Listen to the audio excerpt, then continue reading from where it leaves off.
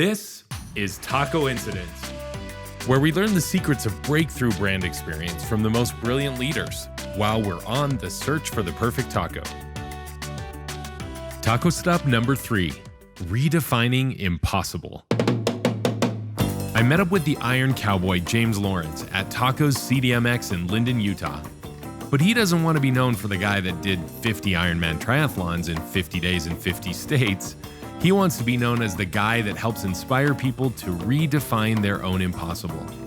I wanted to learn why he believes in the power of brand experience, what he does to create it, and how it's helped him thrive. All over tacos. It really doesn't get much better than this. Literally lost everything, hit rock bottom, backs up against the wall. Wow.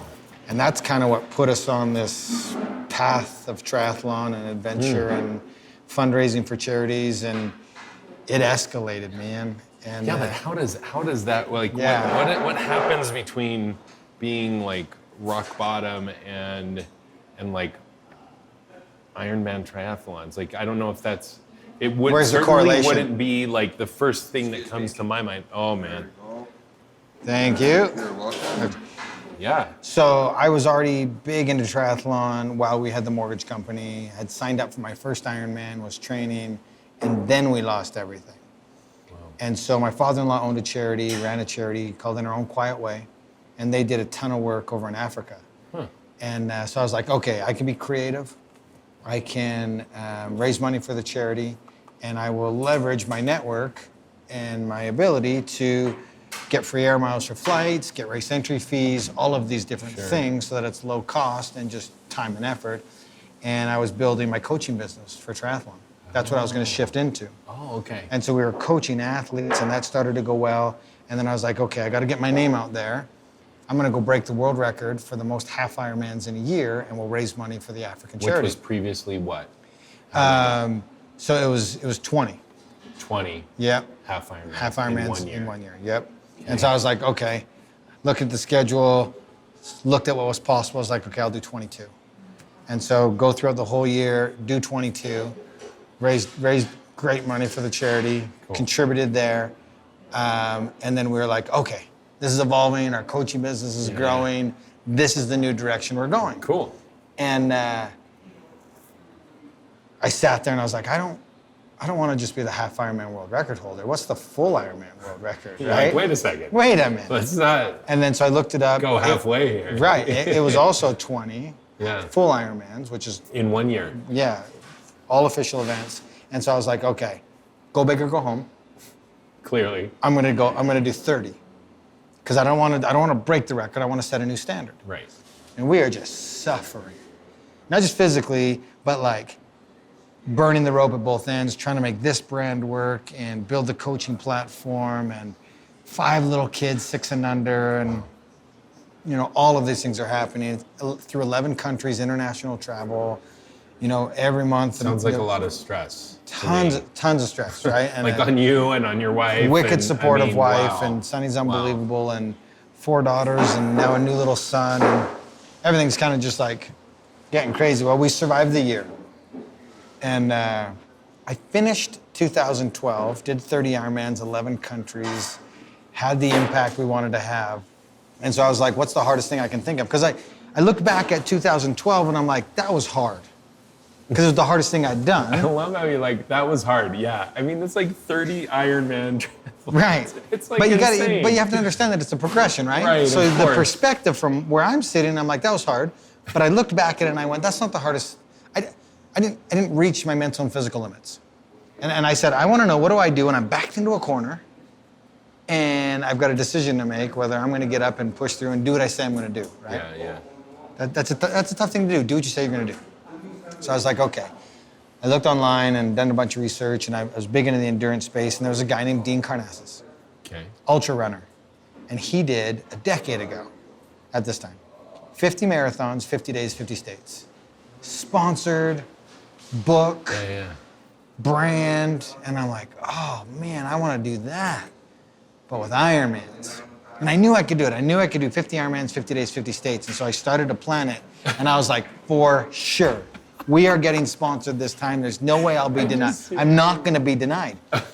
I got no, can't do it. Too big of a risk. No word of a lie. They actually said, we can't afford to associate ourselves with a failure. And I was like, hold the taco. I haven't failed yet. I'm proven. I'm consistent. 2 world records. You can't possibly be saying you can't afford to associate yourself with a failure. And they're like, the risk is too big. Wow. And so I was like, okay. I was like, Sonny, we doing this? She's like, yes. We both knew without a shadow of a doubt this is what we had to do. And so we did whatever it took, sacrificed, put it together, bootstrapped it. And as the story goes, we've pulled it off. We pulled it off. Just like that, we pulled it off. We pulled it off. It's like Next thing you know, 50 days later, we've done 50 Ironmans, 50 days, 50 states. Yeah. That is seriously like, that is just superhuman. I mean, there's so much there that like I want to find out about. I can't even believe it. How is it, by the way? It's good so far. So far, so good? Yeah. I remember when I first met you at the Impact Summit. Yeah. I heard you speak. And it's like everyone's on the edge of their chairs, just like riveted to, like, I can't believe this is an actual human being in front of me telling me that he just accomplished this, right? Because it's funny, I'll do events, and they'll book us. They're excited, and then they go, "Hey, there's a misprint in the bio. It says 50 days." And we all know that you meant 50 weeks because that maybe makes sense. And I'm like, no. That's still at that point seems an Ironman a weekend, amazing. right? Yeah. And I was like, no, that's accurate. That's what we did. And so yeah, it's interesting having lived it, like my perspective and my wife's perspective, and doing it with the kids. We, having prepared it, done it, and then now looking back on it. Right. So the perspective is just crazy, and even having lived it, we look back on it and we're like, we have no idea how. Right? It's just no idea. Like just everything that had to go right, that went right, the connections, and it truly goes to our core belief of you dream it, and then you outwork everybody else, and then you just make it happen. Like, law of attraction type stuff. It is real. It's crazy real. And it's all about what you put out there and what you receive and the amount of belief and conviction that you have to accomplish something. It's not about triathlon. It's about family, it's about teamwork, it's about resilience and persistence and believing in yourself and doing all of those things. And it's true, you just have to, it's that belief in yourself and having an incredible vision of what you want to do, and then just outworking everybody else. Yeah. And tacos. And tacos. So I think about the hardest physical thing that I've done. Here we go. I ran a Spartan. Yeah. It's Beast. Cute? Cute. Yeah, I'm just kidding. Exactly. No. I know. Everybody's hard to it seems like exactly. That's my whole point. Is that it's like preschool in comparison. It's like not even on the charts in comparison. Here's the coolest part. And I totally kid, by the way. That's awesome. Because here's the reality. Everybody's heart is different. True. Everybody's heart is different, and we're all at different parts of our own very cool, unique journeys. 100%. There was a time in my life where that beast would have been insanely hard. Yeah. Where the half Ironmans were wicked hard. Right. The full Ironmans were wicked hard. Yeah. Only then could I conceptualize 50. And so it's perception and perspective. Yeah. Where we're at on our journeys, right? And how far along that road And progression we're down. too, And right? progression Yeah. too. Yeah, what I once thought was, well, that's the biggest thing is fear holds us all back. Fear holds us all back. And what was once scary to me is no longer scary because of experiences that I've had and growth that I've allowed to happen. Yeah. Right? They give you that confidence, right? Yes. Yeah. Success breeds success, confidence breeds confidence, wins creates more wins, right? When you see yourself, videos of yourself during the 50-50-50, and like there's a documentary and all that, right? Yeah. does that feel like you're looking at someone else? Or is that, you're like, no, I remember exactly feeling like death at that point? Because there's one when I'm like, you're like so delusional. That's one that you showed, at least at Impact Summit, this like clip of you, like you weren't even coherent. It was. And I think you fell asleep while you were riding my bike. Biking, right? Yeah. You know, and people, we wrote a book called Redefining Impossible. And for the longest time, people were like, hey, is it on Audible? Is it on Audible? And I was on Audible, and I'm like, you know, I've tried to record it, and I couldn't, because I couldn't get through it, because it was just too emotional of a read for me. And we're recording it now. Like, you really did approach this as like, this is very much a need to feed your family, create this new business opportunity for yourself. This was a hustle move, right? Oh, dude, this was a straight hustle move. Yeah. And this wasn't literally I'm all in. And I had the mentality. Burn the ships, right? Burn the ships. We are doing this. We didn't have a 100% mindset that we were going to accomplish this. We had a 300% mindset.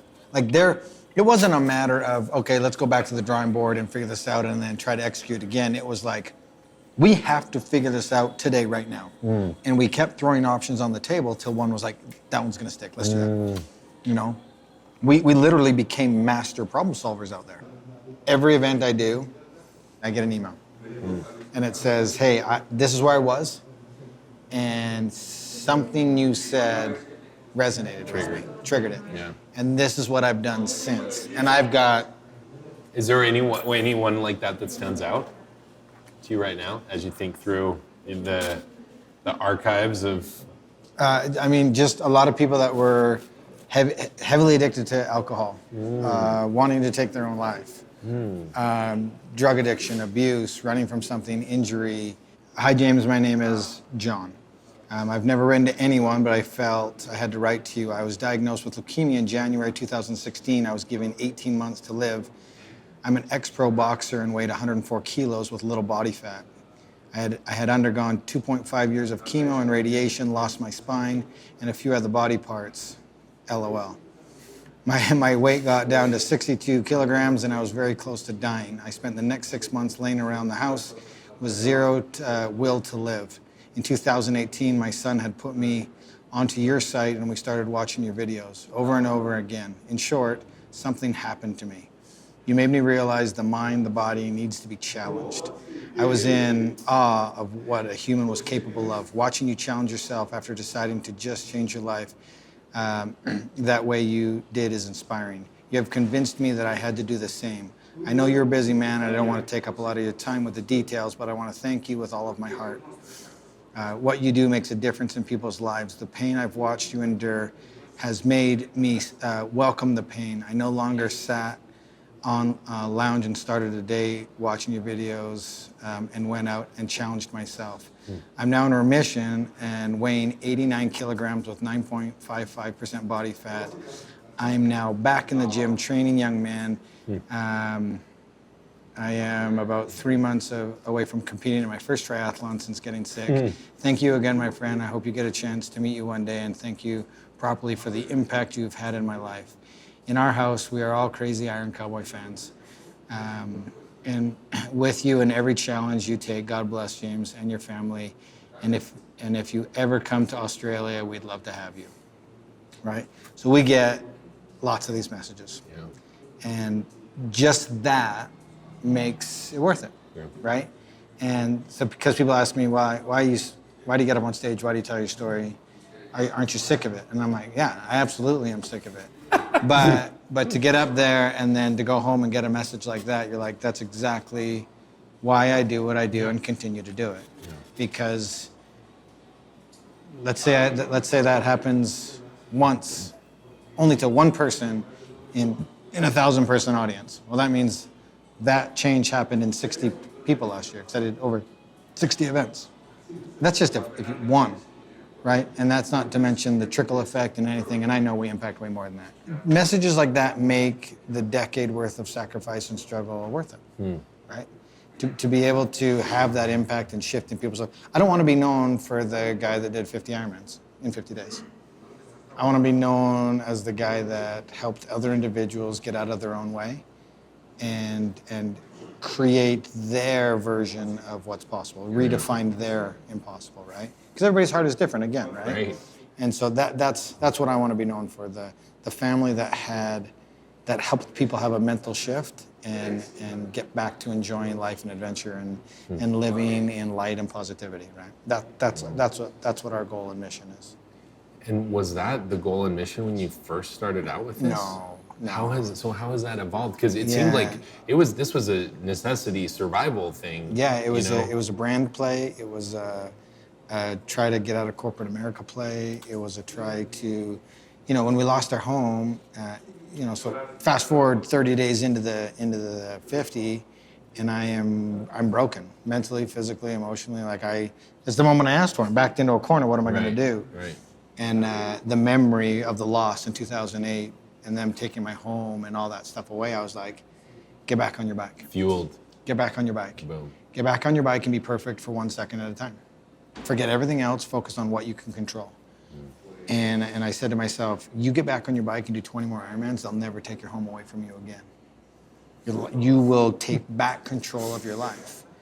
And I couldn't as I'm laying there, I couldn't conceptualize 20 Ironmans. I was broken, but I could figure out how to be perfect for 1 second. That's all I needed to do. Okay, now another second. Okay, 1 more second. That's a perfect minute. Way to go. Right? Those last 20 Ironmans, they're my fastest. Really? My 50th and final Ironman in Utah, fastest of all 50. Get out of here. An 11:32 Ironman, and we dipped under 7-minute miles during portions of the marathon. Yeah. And to that, I will bite a taco. Cheers. Cheers. That is. But have you run an Ironman faster than that since? Not since. No. But That before, still before. is your fastest. Since the 50. I've done faster before Prior the to 50. that. Yeah. Okay, but since the 50, that's still. Yeah. Crazy, right? Yeah, didn't you talk about they've done all these hasn't NASA done all these studies on your body? Not and stuff? NASA, but but I want to know seriously, where is this DNA coming from? So that's the crazy part. This is the message that if anybody's paying attention, this is what I want you to understand. I'm a white Canadian. I'm a totally normal dude across the board. You can't test how tough you are in the mind. You can't test your heart, how much you believe in yourself, your belief, your conviction, your passions, right? Conor McGregor, love the fight game. Dude's quoted as saying, you're not looking at talent, you're looking at obsession. We were obsessed. You can't test that. And the good news for everybody else is I'm just like everybody listening, and you're just like me. You just have to choose to show up every single. You just have to choose to have an unbelievable vision, and then you got to choose to show up every single day. Go for it. And take steps towards. Yeah, swing. And not be fearful. Yeah. Well, you can be fearful, but as long as you face them and learn and grow. I mean, that's lean into them, push through them. Fear's just a lie. Yeah. Yeah, it's just there to get in your way. It's the conversation that you're losing. That's all it is. So starting out, this was I got to feed my family goal. But then at some point, there was some sort of shift, and you realized that, no, this could be this is a brand, this is a business. You put on your cowboy hat, and all of a sudden you got this name, and you're like, okay. And then when did this shift happen? And you're like, okay, now I want to help people redefine impossible. It was deep in the 50. Really? Yeah. So I call Ironman cycling the longest conversation you get to have with yourself, right? It's just you out there and your thoughts, and you're broken down, and so all emotions are heightened, and you become real with yourself and very emotional. And one of the best things that happened to us. And then once we got into about the last 10 to go, I was like, we got it. It's gonna take an act of God to stop me at this point. We are in a groove. In the flow. There was nothing that was gonna stop us. We had it. And so during those last 10 and those conversations as we were wrapping up, I started to formulate, okay, What are the opportunities that could come from this? What type of impact do we want to have? I met my maker on day 30. I won that fight. Now, how can I help other people win that fight? And what did I learn, and how can we evolve and do this? And my wife and I had many conversations beforehand. We were like, we know this is going to be big. We just don't know how big. And we're still exceeding our expectations with how big it has gotten. It's just been a really crazy ride since the 50. But it was during those last 10 days where I was like, okay, this is the type of coaching platform I want to do. This is the type of, speaking that I want to do. These are the type of events. This is the impact we want to have. And then just over time, it's just turned into a brand where we've got 5, 6, 7 different streams of income coming out of this: apparel and nutrition, race series, cool and shirt, by the way. Virtual training. Yeah, it's our coaching shirt. I love it. So our philosophy in coaching is to soar high, and it's stress, optimize, adapt, and recover. And so that's our philosophy, and it's the same way with your mind, your body, everything. You've got to stress it. You've got to give it optimal conditions. You have to allow it to adapt through recovery. And that's the same thing when you're pushing the envelope, both mentally and physically. You've got to continue to do that model. You've got to push the pace and bring it back a little bit, recover and learn, adapt, push the pace a little further, learn, adapt, optimal situations, right? And so that's our coaching philosophy with our athletes. And then took 2.5 years to prepare for this, coming off that world record in 2012. I woke up every day and I outworked everybody. So I had an incredible vision and then an unparalleled work ethic. You combine those two things and you literally can go do anything you want to do. Yep. And here's the massive asterisk beside that statement. You have to give the goal the time, respect that it deserves to accomplish it. I see too many people, be patient with a massive amount of urgency. Meaning, be patient feel with the momentum. Feel the momentum and attack it like the goal is the most important thing on the planet, and everything is lasting on it. But don't try to change the world in 30 days. Sometimes it takes 2.5 years to do it, and then you don't see the decade before those 2.5 years. Right? You see the headline. I also notice when you're talking about this, you say we. Tell me about that. Nothing great ever is accomplished on your own. As a team. Someone's either forged the path for you or is right there around you. Nobody could swim for me, nobody could bike for me, nobody could run for me. But I couldn't do those things without everything else that was happening around me. And most specifically, my wife, my kids, and the 2 wingmen, Casey and Aaron. Those boys were with me start to finish. And all 4 of us, me, Casey, Aaron, and Sonny, all had 300% conviction that it was going to happen.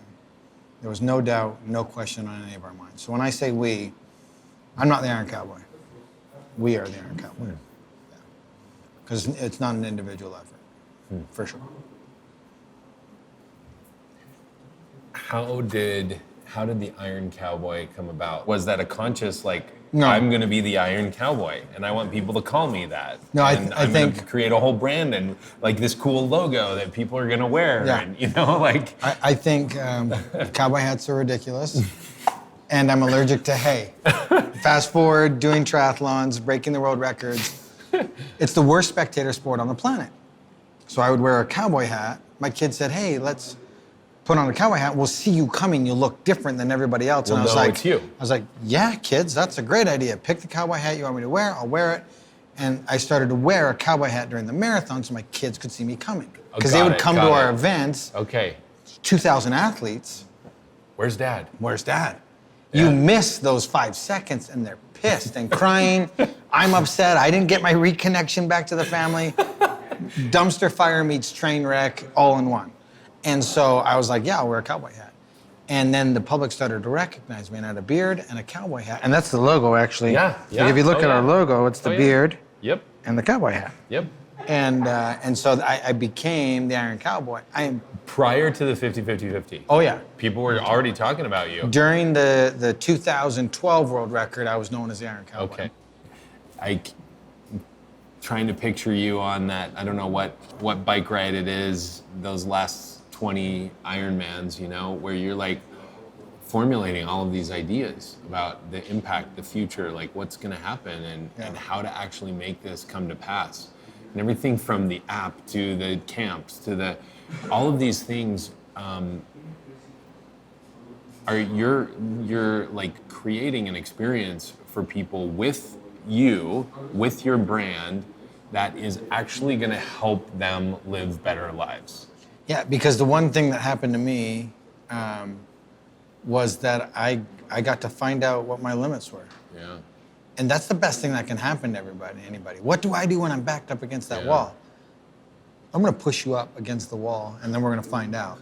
And through experience, you can't read a book and become more mentally tough. Right. You can't watch a movie and become more mentally tough. That can motivate you. That can push you to try something or face some fears or trigger a light or put you in motion. Right. But you're not going to gain the experience until you have an experience. Yeah. From a business perspective, how core is this experience that you're creating with your target audience, with your followers? How core is that to your success? Like an experience that connects with them. I'm not necessarily looking for the extreme athlete to come and experience and to participate in our online stuff. I'm looking for human beings that are stuck and struggling and want a different path. And maybe they just haven't been exposed to it yet. And so our goal is to help people reintroduce them to these core principles and then give them support and tasks in order to show up and do themselves. And it's going to be on them to do it. And you see a lot of gurus out there and whatnot that are preaching and wanting you to do stuff and give them money and all this, and they're just reading out of a textbook. They haven't lived it or experienced it. And I haven't been through everything, but I've been through a lot. And we did it as a family. We lost it as a family, and we have built it back up as a family. And I went and spoke to the Minnesota Vikings. Yeah. And they get a lot of motivational type speakers in there, and they're on their phones and glazed over and sleeping, but it's a mandatory thing, and they got to be there, right? So they're $1 million athletes. Yeah. Coach came up to me afterwards, and he goes, "I've never seen this group of athletes on the edge of their seat and engaged for the entire hour. And it's because I wasn't telling them what to do. I was sharing an experience of the battle and being on the field, in my field. Yeah. And I wasn't telling them what to do. I was sharing an experience that they could relate to. Yeah. And it was one of the best compliments that I've gotten from, and so it's just a really cool experience to have that level of athlete be engaged. And I learned in that moment that whether you're the $84 million quarterback, the CEO of your company, or the newest member on the team, we're human. And we have fears, inhibitions, struggles, and those conversations that we have in our heads, and we get in our own way. Yeah. And so it was really cool to have that experience. These guys don't have it together either. And we're all just trying to get through life and figure it out and create relationships and experiences and growth and all these things. That should be all of our goals, right? How do I impact others? How do I grow myself? How do I help other people's grow? How do I shed light? How do I follow the light? All of these things, right? Oh, yeah. Do I forgive myself for mistakes that I've made? Am I learning from those mistakes? Am I still beating myself up and having those conversations, right? And so I think that's what I've learned throughout my travel and having worked with big companies and NFL teams and all that that's really become our passion. And back to your question, is what we're doing good for our core demographic and whatnot? And my core demographic is humans. So one thing that I love to ask is how, like for any leader that's running a business or thinking about running a business that may be watching or listening to this, what would you suggest that he or she do in the next 24 hours to create a better experience a better really kind of brand experience, like a better experience for anyone that they touch with their business. What's one thing that you would suggest now that you're running this full business with, Iron Cowboy and redefining the impossible and having these amazing experiences to help people find and reach their human potential? Some of the best moves that I made was the moment I realized I can't do everything at a high level. And I think people need to sit down and realize what their strengths are and what lane they should be in, and then hire experts around you to fill those voids. And that'll take the biggest, it took me years to learn this, but I've started to surround myself. I know what my strengths are, and I know what I'm great at, and I know what I'm terrible at. And so it serves two purposes. If you can start to assemble a team, and I know it looks like it's expensive, but it'll always be worth it if they're good. Because what happens is you bring an expert and it elevates everybody on the team because we're all now doing what we're great at.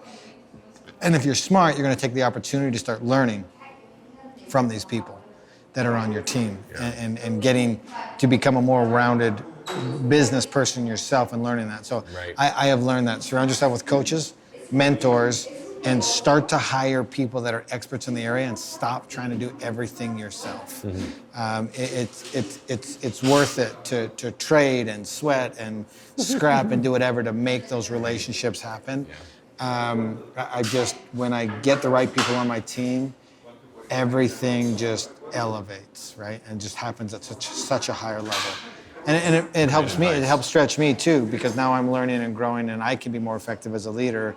And now you continue to build that team instead of trying to take on everything yourself. Thank you for taking the time. It was fantastic. Absolutely. Loved it. Cool. Loved it. And I can't wait to share your thoughts and the story. Cool, man.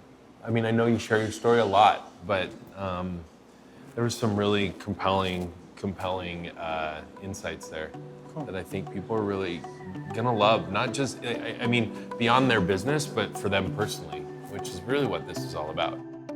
Special thanks to our host, Tacos CDMX, for creating the ideal place for us to talk about breakthrough brand and customer experience. It's always great to see the inspiration of Mexico City's tacos everywhere. They even had Al Pastor on the Trompo. Legit. Join our epic taco journey on our website. You're not going to want to miss out on the national taco tour we're planning when we launch the book, The Search for the Perfect Taco. So follow us on social media, subscribe to our channel, and tune in to another episode of Tacoincidence, where we'll continue to explore the secrets to level up your brand experience and your taco game.